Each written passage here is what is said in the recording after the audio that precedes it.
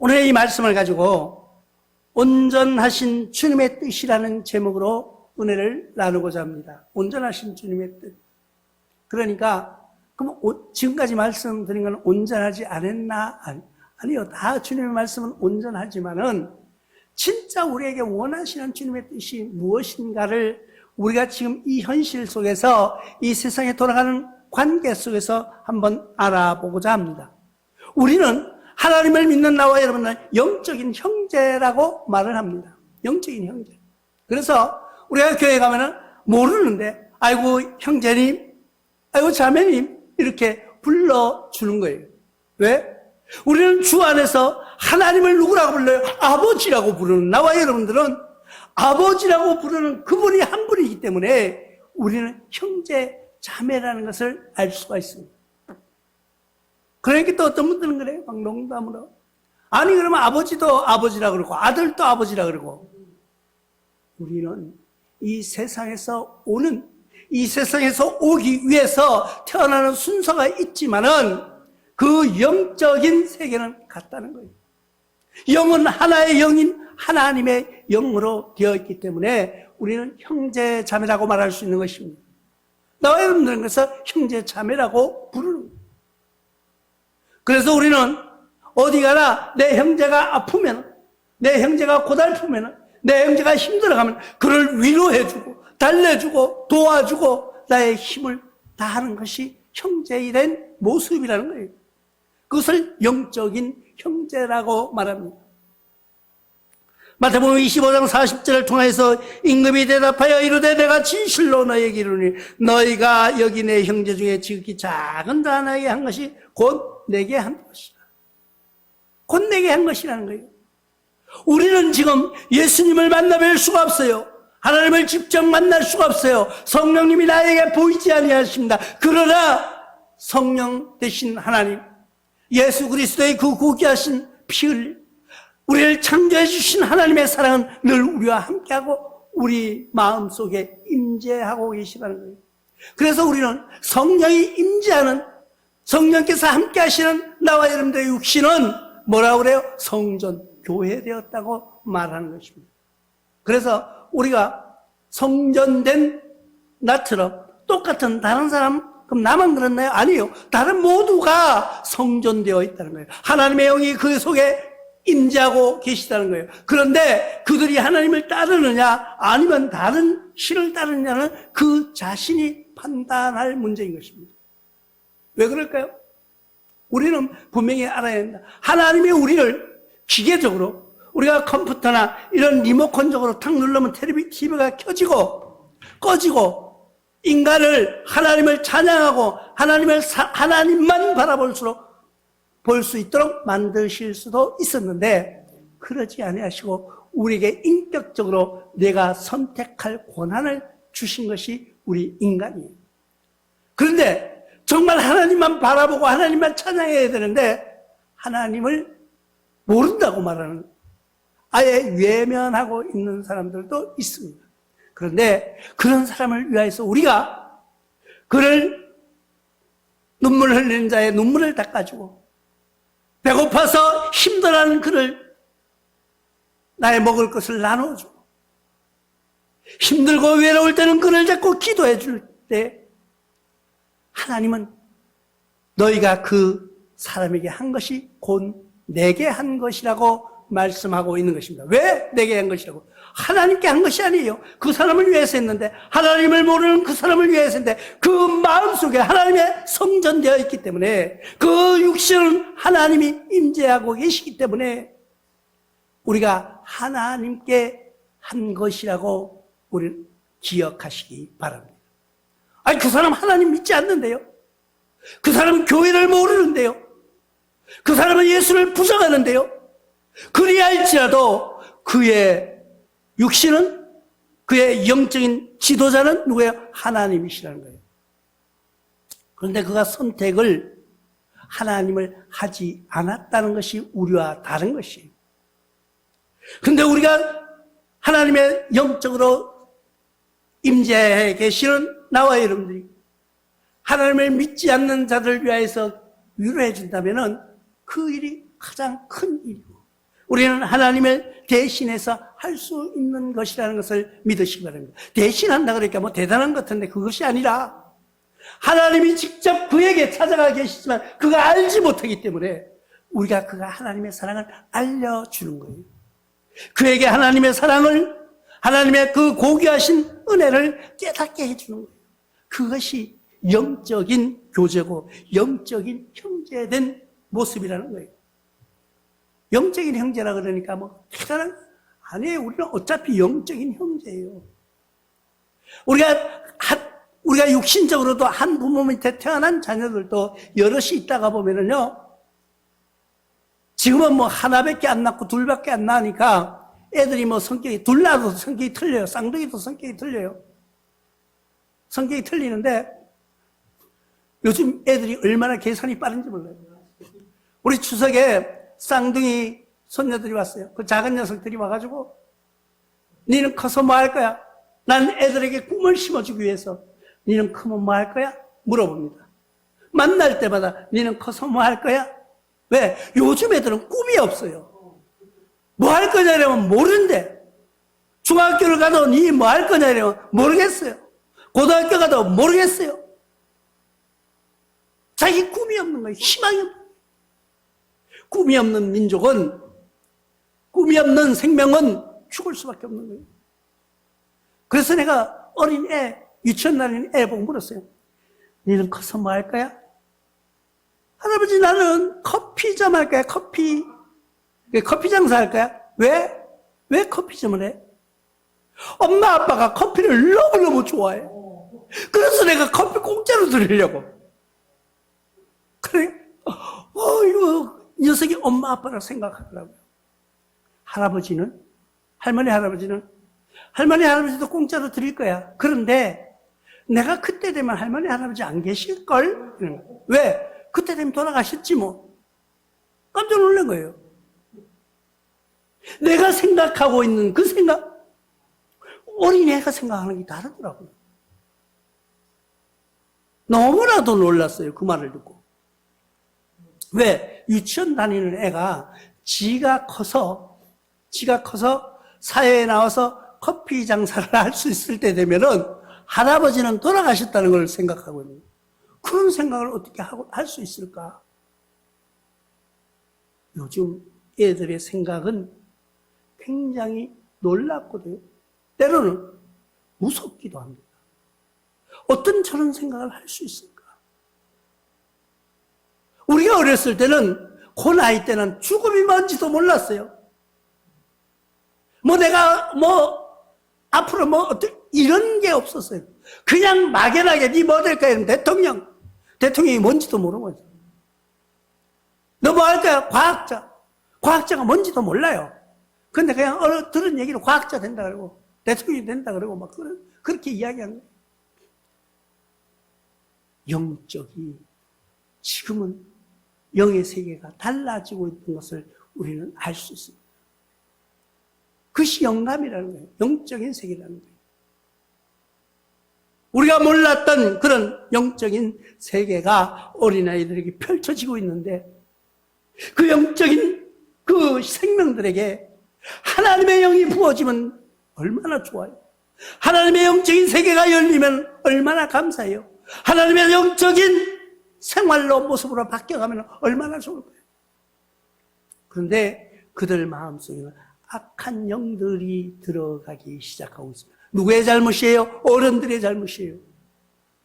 어른들이 자기 이기주의로 자기 이익만 생각하고 자기만 생각해요. 남은 절대 생각하지 않아요. 그러니까 그냥 자기 혼자만의 독단적인 어떤 판단,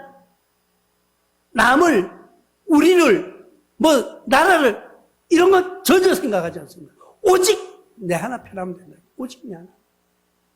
남은 죽어가든 말든 상관없고 내 혼자 살아가야만 된다. 그런 악한 습성으로 살아가는 모습들을 우리가 볼 수가 있습니다. 그런데 영적인 형제된 나와 여러분들은 나눌 수 있는, 도와줄 수 있는, 내가 힘이 있을 때, 내가 나눌 수 있을 때, 나중에 내가 모든 것을 다 잊어버리는 거예요. 후회해도 그때는 소용없어요. 후회해도 소용없다는 거예요. 누가복음 8장 21절에도 이렇게 말씀하고 있습니다. 예수께서 대답하여 이르시되 내 어머니와 내 동생 곧 하나님의 말씀을 듣고 행하는 이 사람들이라 하십니다. 예수님의 제자들이 예수님의 형제 자매에 대해서 이야기해 주는 모습이에요. 예수님에게 어머니와 동생들이 와 있다고 이야기하는 거예요, 제자들이. 그러니까 예수님이 뭐라고? 내 어머니가 누구고 내 동생이 누구냐? 하나님의 말씀을 듣고 그대로 행하는 자가 나의 형제요, 나의 어머니라고 말하는 모습을 우리는 기억하시기 바랍니다. 그렇기 때문에 영적인 부모된 하나님을 따르는 것이 자녀의 도리라는 것을 기억하시기 바랍니다. 그러면은 영적인 형제 되면은 우리는 집안에 살 때 보면은 요번엔 추석에는 그런 뉴스를 제가 못 본 것 같아요. 꼭 명절 되면은 형제들이 싸워가지고 막 뉴스에 나오고 이런 게 나와요. 부모의 심정은 찢어지죠. 자식이 아들이 있습니다.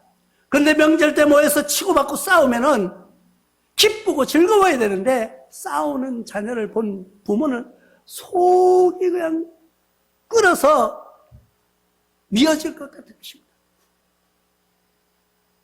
우리는 분쟁을 회피하는 여러분들 되시길 바랍니다. 분쟁을 일으켜서도 되지 않지만 분쟁이 일어날 것 같으면 피하시는 여러분들 되시길 바랍니다.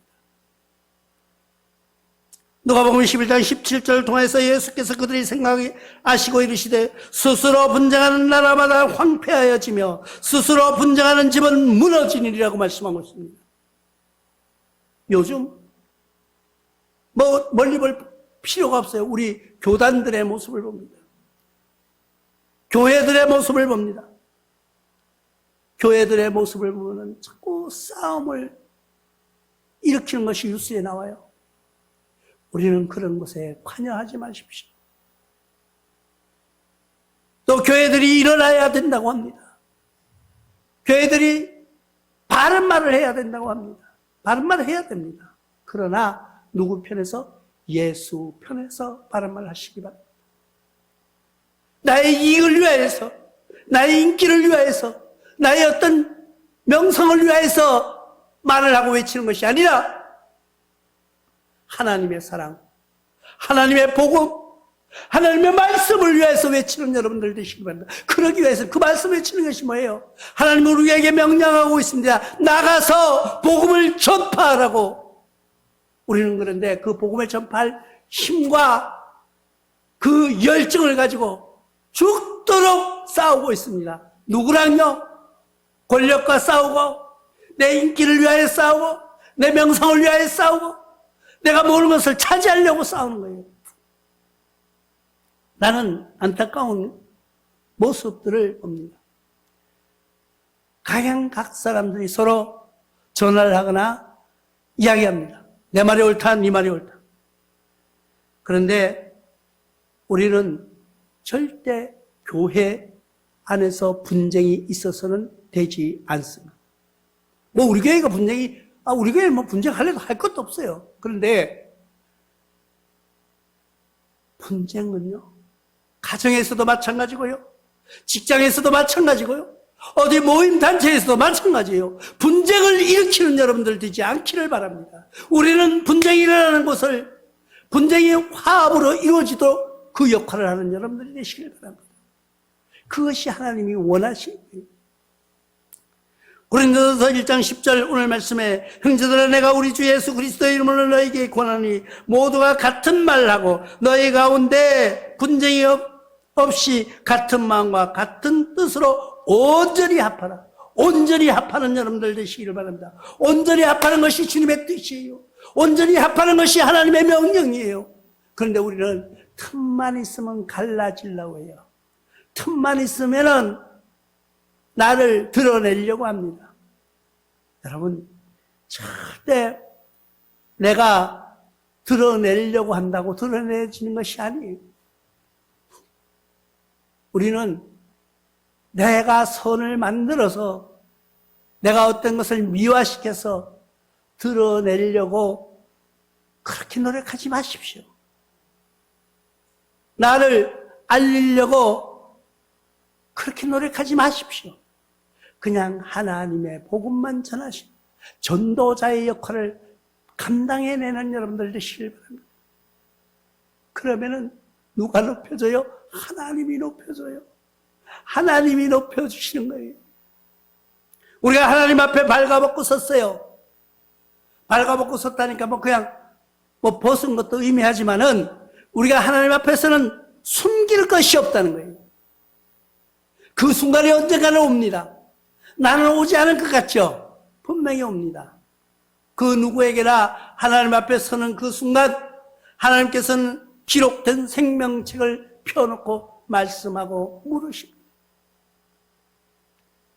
부끄러운 나의 삶이 되지 않기를 기도하면서 깨어있기를 주님의 이름으로 부탁합니다. 주님 앞에 섰을 때 변명의 여지도 없는 나와 여러분들의 죄가 나와 여러분들이 살아온 모든 것이 하나님 앞에 가서 변명거리가 된다고 생각하십니까? 우리는 주님의 처분만 기다립니다 하고 머리 숙일 수밖에 없는 거예요. 세상에서 내가 잘난 것 같죠? 세상에서 내가 똑똑한 것 같죠? 세상에서 많이 가지고 많이 배운 것 같죠? 하나님 앞에 섰을 때 아무 소용없습니다. 예수님의 제자들도요, 똑똑하고 그렇게 인격적으로 많이 배운 사람들 별로 없었어요. 왜? 세상에 드러낼 것 없는 이들을 붙들어서 그에게 성령의 은혜로 하나님의 말씀을 전파하게 했다는 것을 기억하시기 바랍니다. 내가 되겠어. 나 같은 것이 되겠어.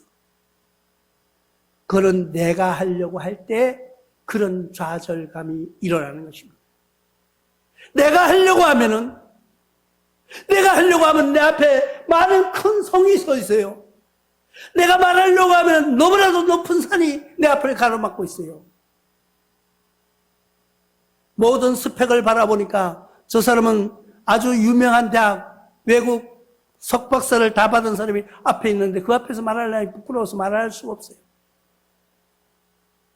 세상의 인간적인 모습으로 바라보지 않고 하나님의 말씀을 순종하는 여러분들 되시길 바랍니다.